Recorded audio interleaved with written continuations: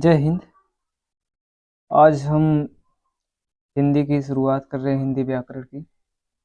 और यह हमारे हिंदी व्याकरण की बेसिक से लेकर हाई लेवल तक जो प्रतियोगी परीक्षाओं में पूछी जाती हैं, पूरे संपूर्ण व्याकरण के बारे में हम पढ़ेंगे और विस्तार से पढ़ेंगे।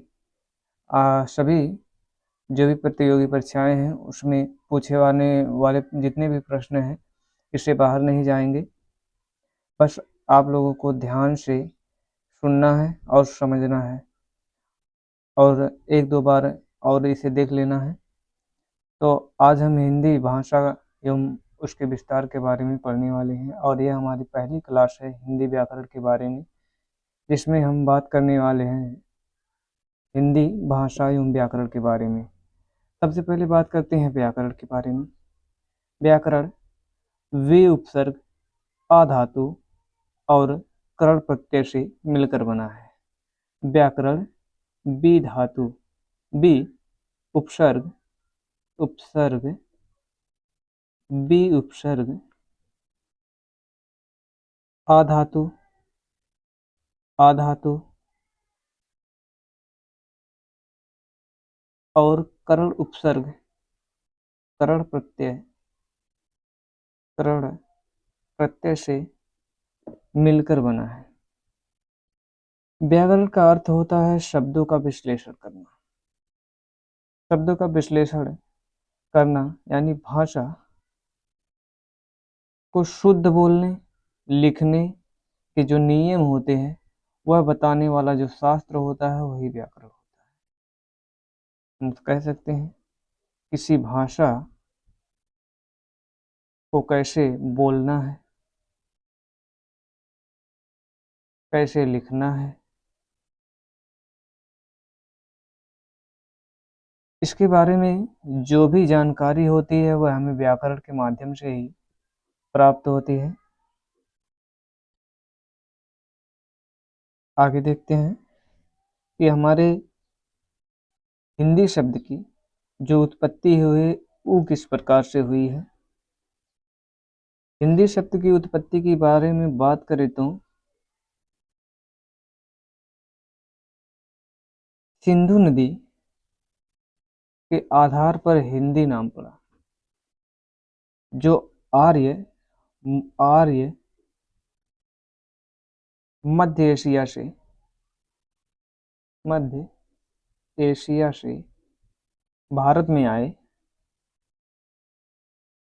उन्होंने सिंधु नदी के आसपास के जो निवासी थे उनकी भाषा को हिंदवी कहा। हिंदवी कहा। एक बार हम चार्ट से समझ लेते हैं।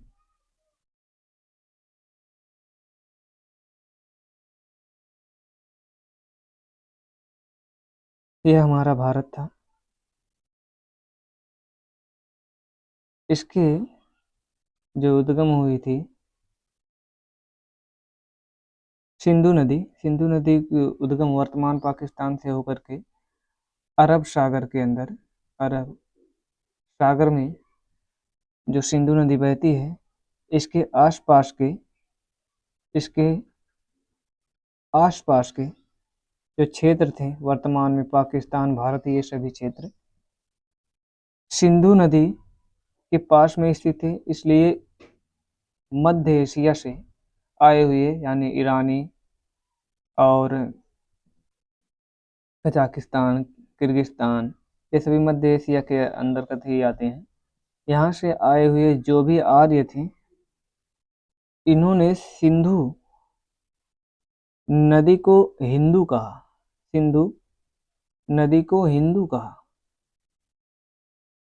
क्योंकि ये लोग सा के स्थान पे हा बोलते थे और धा के स्थान पर दा बोलते थे। तो ये लोग सिंधु को हिंदू बोले और सिंधु को हिंदू बोले और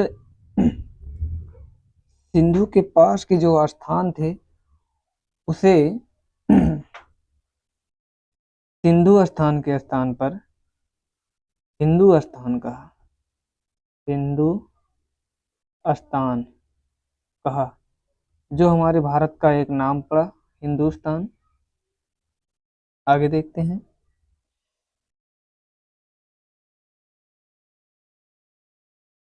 जो सिंधु नदी के पास के निवासी थे, उनकी जो भाषा होती तो वो हिंदवी होती थी, और यही हिंदवी आगे चल के हिंदी भाषा बनी।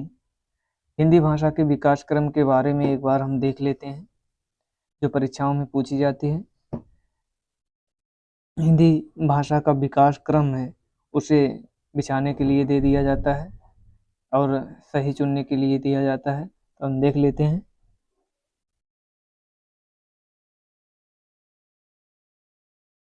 सिंधु सिंधु सिंधु ही आगे चल के हिंदू कहा गया, सिंधु को हिंदू कहा गया, और हिंदू हिंदू आगे चल के हिंद कहलाया। हिंद में एक प्रत्यय जोड़ दिया गया, हिंद में एक प्रत्यय जोड़ दिया गया, और कालांतर में हिंद में एक प्रत्यय जोड़कर हिंदी एक शब्द बना, हिंदी एक शब्द बना, और आगे चल के एक प्रत्यय का लोप हो गया, जिससे हिंदी शब्द हमारे सामने आया है, और वर्तमान में ही हिंदी चल रहा है। देखते हैं। हिंदी एक फारसी शब्द है। फारसी यानी वर्तमान में फारसी जो थे उन्हें ही ईरानी कहा जाता है। तो हमारी जो हिंदी शब्द है, हिंदी भाषा की जो शब्द हिंदी है, वह एक ईरानी भाषा का शब्द है। ईरानी, या हम फारसी भी कह सकते हैं इसे, फारसी भाषा का शब्द है। इसके बारे में तो हम बता चुके हैं कि सिंधु जो स्थान था उसी को हिंदुस्तान कहा गया, सिंधु स्थान को सिंधुस्तान कहा गया मिलाकर। आगे चल के वही हिंदुस्तान पड़ा। हिंदुस्तान नाम जो पड़ा वो विदेशियों के द्वारा वही प्रचलित हुआ, और हमारी बोलचाल की भाषा में हिंदुस्तान सामने आया। तो हम देखते हैं भाषा के बारे में। भाषा हमारे लिए किस प्रकार से महत्वपूर्ण है, और किस प्रकार से हम भाषा का प्रयोग अपने जीवन में करते हैं। सबसे पहले हम देख लेते हैं कि भाषा की उत्पत्ति कैसे हुई। भाषा जो शब्द है, भाषा शब्द भाष धातु से मिलकर बना है, भाष धातु से मिलकर बना है। भाष एक संस्कृत शब्द है, संस्कृत शब्द है। इसी भाष धातु से ही भाषा शब्द की उत्पत्ति हुई है। भाषा का अर्थ जो होता है उसको प्रकट करना, भाषा का अर्थ प्रकट करना है। अब क्या प्रकट करना है? भाषा के माध्यम से ही मनुष्य अपने भाव और विचारों को प्रकट करता है। तो हम कह सकते हैं भाषा मनुष्य के विचारों एवं भावों को प्रकट करने का एक माध्यम है, अर्थात भाषा हमारे भाव एवं विचारों को प्रकट करता है। यदि भाषा ना होती तो मनुष्य जो है एक पशु के समान होता, पशु के समान होता। इसके बारे में अंतर हम जान लेते हैं, किस प्रकार से अंतर है।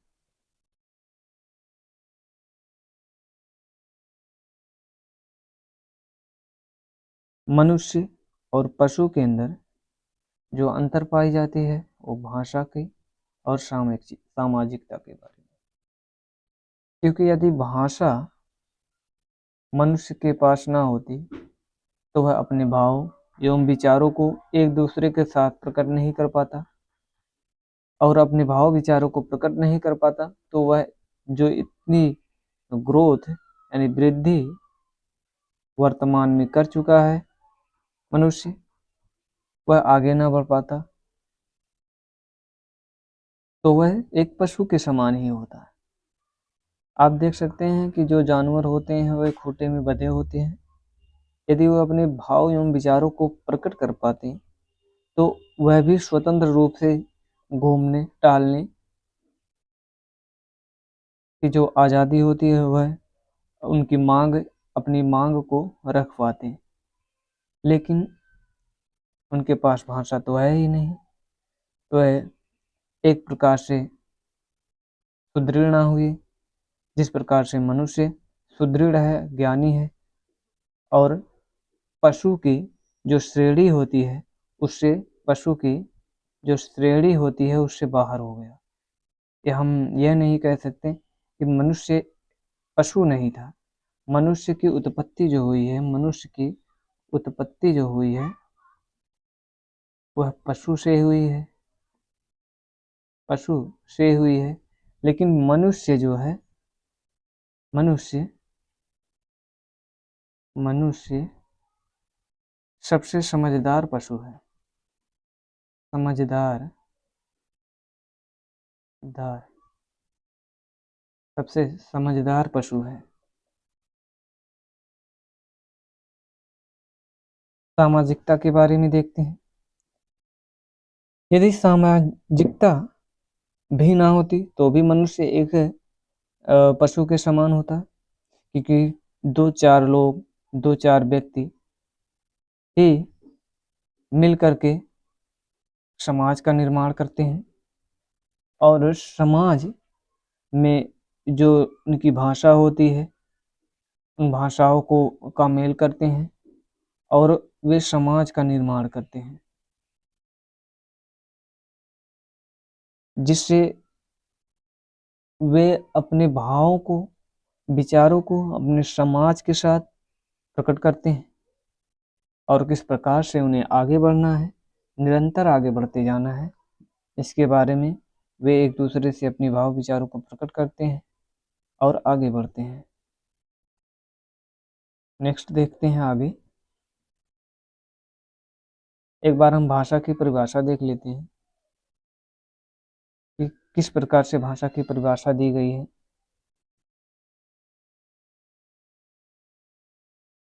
मनुष्य अपने भावों और विचारों को व्यक्त करने के माध्यम का प्रयोग करता है। मनुष्य अपने भावों एवं विचारों को व्यक्त करने के लिए जिस माध्यम का प्रयोग करता है वही भाषा है। चाहे वह भाषाएं अनेक अनेक हो सकती हैं, चाहे वह संस्कृत हो, चाहे वह हिंदी हो या फिर उर्दू हो, कोई भी हो सकती है। लेकिन जितनी भी भाषाएं होती हैं उसके माध्यम से ही मनुष्य अपने भावों एवं विचारों को दूसरों के साथ शेयर करता है और उनकी फीलिंग्स को समझता है और अपनी फीलिंग्स को भी समझाता है। हम कह सकते हैं ये इम्पोर्टेंट है, यह कथन के रूप में पूछ लिया जाता है। भाषा विचार और अभिव्यक्ति का माध्यम है। प्रश्नों में पूछा जाता है कि भाषा किस प्रकार की माध्यम है, तो भाषा विचार और अभिव्यक्ति का माध्यम है। इसे आप लोग नोट करेंगे। भाषा के प्रकार हम देख लेते हैं। भाषा के प्रकार हम देख लेते हैं क्योंकि मनुष्य अपने भाव एवं विचारों को जो प्रकट करता है उसके अलग अलग तरीके होते हैं। कुछ व्यक्ति कभी कभी तो होते हैं जो ज़्यादातर तो मौखिक ही प्रयोग करते हैं। मौखिक तरीके से हम अपने भाव एवं विचारों को एक दूसरों के साथ शेयर करते हैं। कुछ व्यक्ति ऐसे होते हैं जो बोल नहीं सकते, या फिर कुछ ऐसे होते हैं जो बोल भी सकते हैं फिर भी वह लिखित रूप में अपने अपने भाव को प्रकट करते हैं दूसरों के साथ। मौखिक और लिखित में हम बात करते हैं तो लिखित जो है, लिखित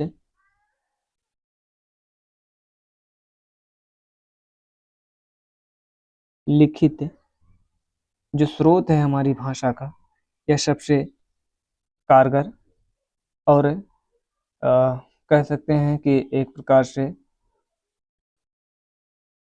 बहुत ही महत्वपूर्ण और लंबे समय तक इसका उपयोग किया जाता है। यह एक प्रकार से बहुत ही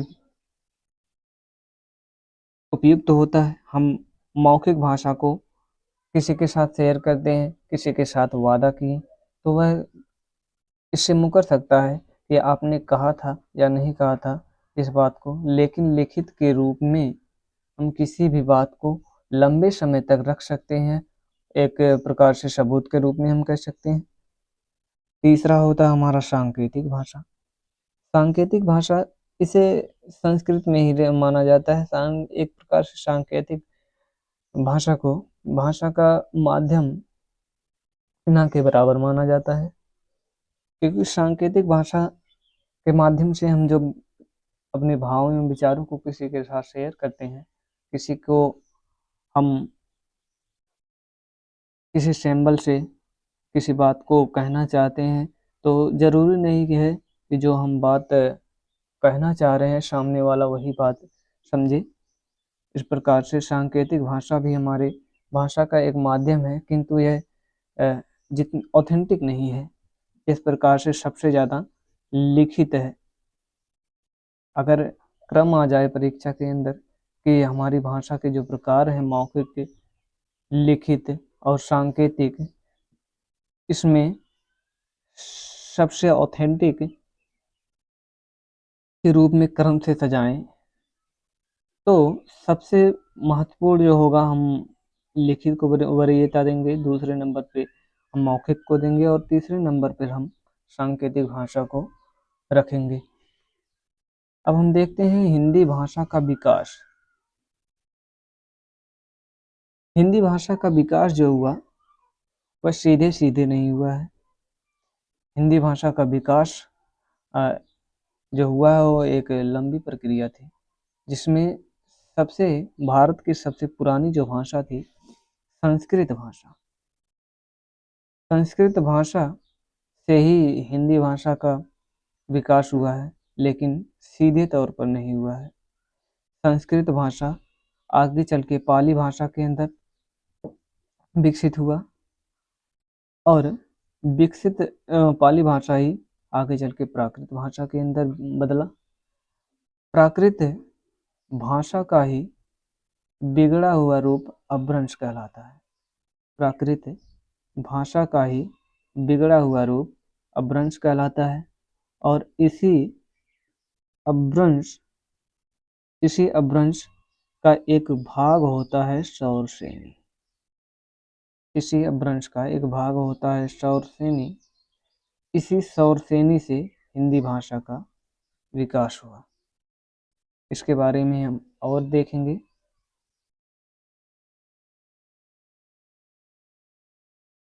हिंदी भाषा का विकास किस प्रकार से हुआ। सबसे पहले संस्कृत भाषा, जिसे देवों की भाषा कहा जाता है, देवों की भाषा कहा जाता है, हमारे भारत की प्रथम भाषा हुई और सबसे प्राचीन भाषा भी हुई। संस्कृत दो भागों में बांटा गया है। संस्कृत को जो भाषा थी, एक तो वैदिक भाषा के रूप में, वैदिक संस्कृत के रूप में बांटा गया, दूसरा लौकिक संस्कृत के रूप में बांटा गया। वैदिक संस्कृत का अर्थ है जिस समय वेदों को लिखा जा रहा था उस समय संस्कृत भाषा का प्रचलन था, अर्थात संस्कृत में ही वेदों को लिखा गया। उस समय के जिस समय वैदिक वेदों को लिखा गया उस समय के संस्कृत को वैदिक संस्कृत कहा गया। और उस समय जो समय चल रहा था वो 1500 ईसा पूर्व से 600 ईसा पूर्व तक माना गया, अर्थात वेदों को जो लिखा गया वो 1500 ईसा पूर्व से 600 ईसा पूर्व के मध्य लिखा गया और इसी को ही संस्कृत वैदिक संस्कृत कहा गया।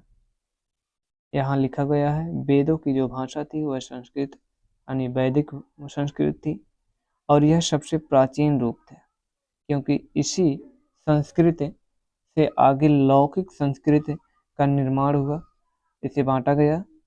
लौकिक संस्कृत 600 ईसा पूर्व से 1000 ईसा पूर्व तक चलती है। लौकिक संस्कृत जो 600 ईसा पूर्व से 1000 ईसा पूर्व तक रही, इसे साहित्य ग्रंथों की भाषा भी कहा जाता है। लौकिक संस्कृत का प्रयोग बौद्ध एवं जैन ग्रंथों में भी किया गया।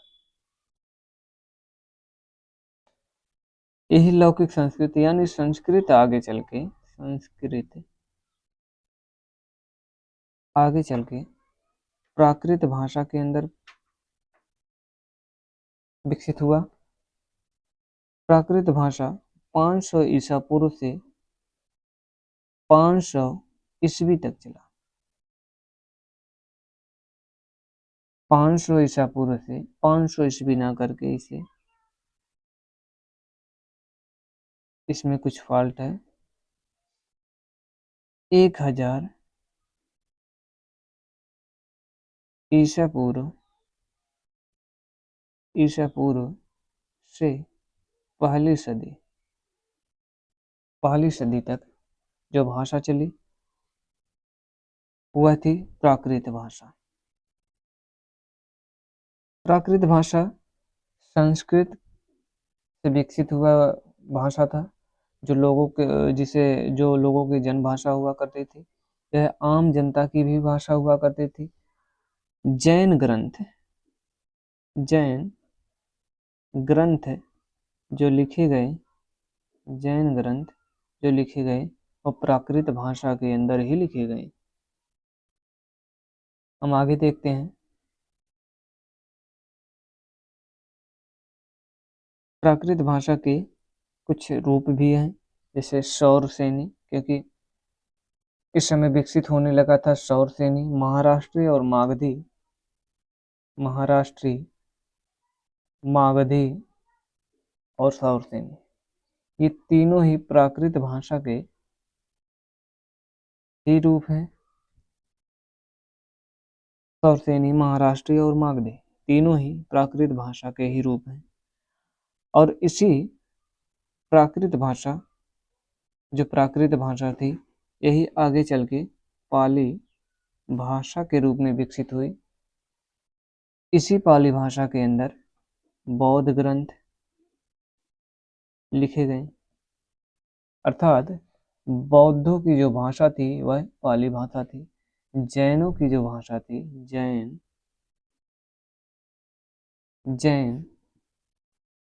जैन धर्म की जो भाषा थी वह प्राकृत भाषा थी, हम यह कह सकते हैं। आगे देखते हैं। अपभ्रंश यह पहली सदी कहें या फिर पहली सदी से ही माना जाता है वैसे, किंतु इसका जो मुख्य प्रचलन था वो 500 ईस्वी से पूरा हुआ।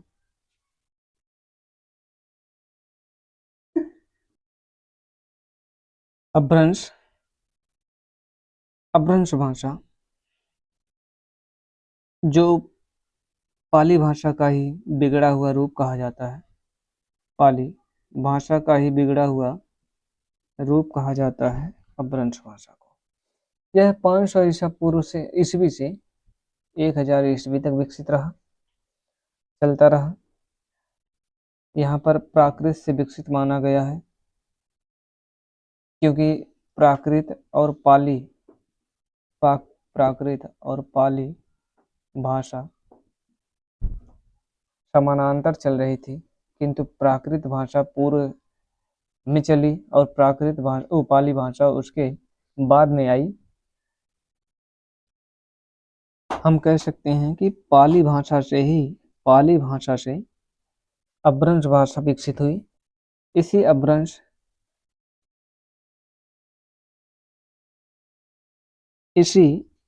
अपभ्रंश का एक भाग है सौर सेनी, इसलिए इसे सौर सेनी अपभ्रंश भी कहा जा सकता है। सौर सेनी अपभ्रंश से ही हिंदी का निर्माण हुआ। जो हिंदी का समय हुआ 1000 ईस्वी के बाद वर्तमान में अब तक जो समय चल रहा है वह हिंदी का समय चल रहा है। और भारत में सर्वाधिक बोली जाने वाली जो भाषा है वह हिंदी ही है। हिंदी ही है। अगर परीक्षा में पूछ लिया जाए कि इस भारत में बोली जाने वाली सबसे बड़ी या सबसे ज्यादा बोली कौन है, तो आप वहां पर आंसर भोजपुरी देंगे, क्योंकि भारत के अंदर जो बोली बोली जाती है वह सबसे ज्यादा भोजपुरी बोली जाती है। और भारत में सर्वाधिक बोली जाने वाली जो भाषा है वह हिंदी है। आगे देखते हैं हम।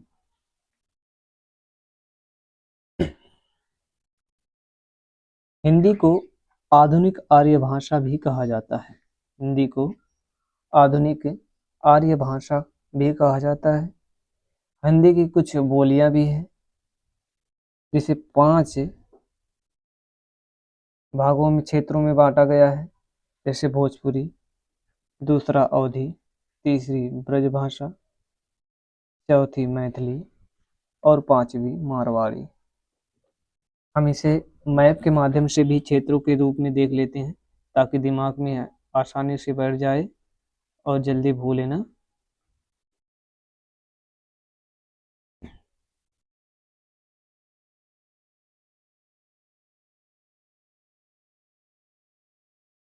देख लेते हैं इस प्रकार से।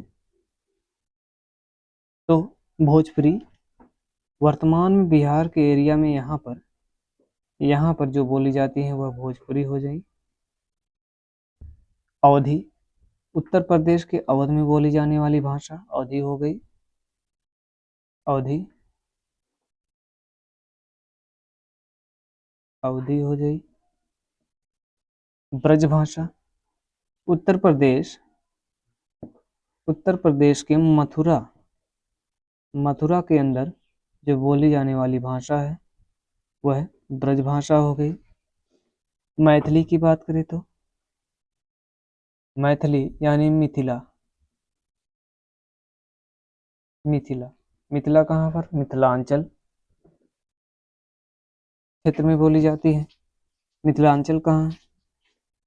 बिहार का ऊपरी जो भाग है, तराई क्षेत्र, वहां पर जो बोली जाने वाली भाषा है वह मैथिली भाषा है। और चौथी आती है, 5वीं हमारी मारवाड़ी भाषा आ जाती है।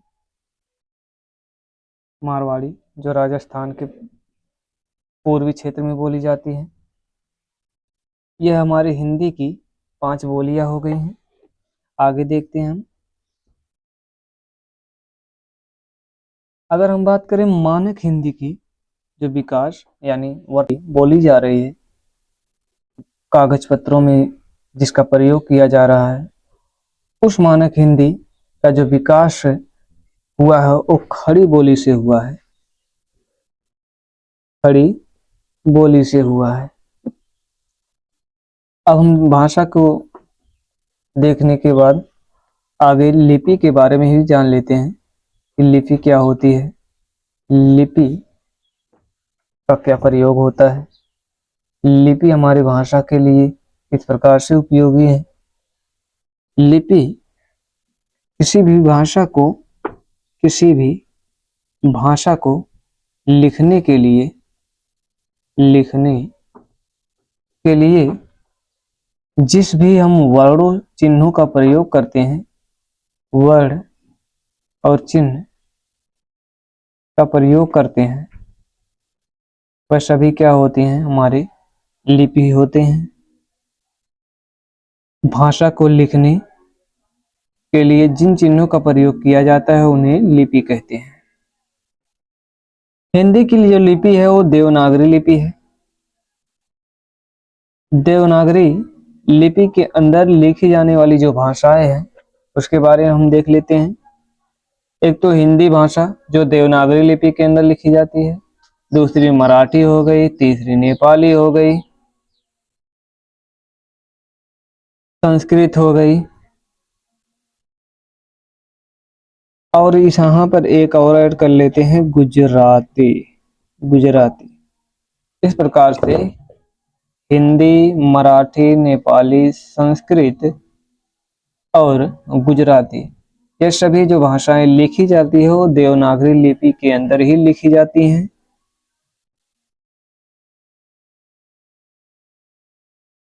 आगे आज के लिए इतना ही, और आगे जो हिंदी के महत्वपूर्ण व्याकरण के जो भी पोर्शन होंगे उसको हम अगली नेक्स्ट क्लास के अंदर देखेंगे। आप लोगों से निवेदन है कि आप लोग अपनी फीडबैक जरूर दें, और इससे हमें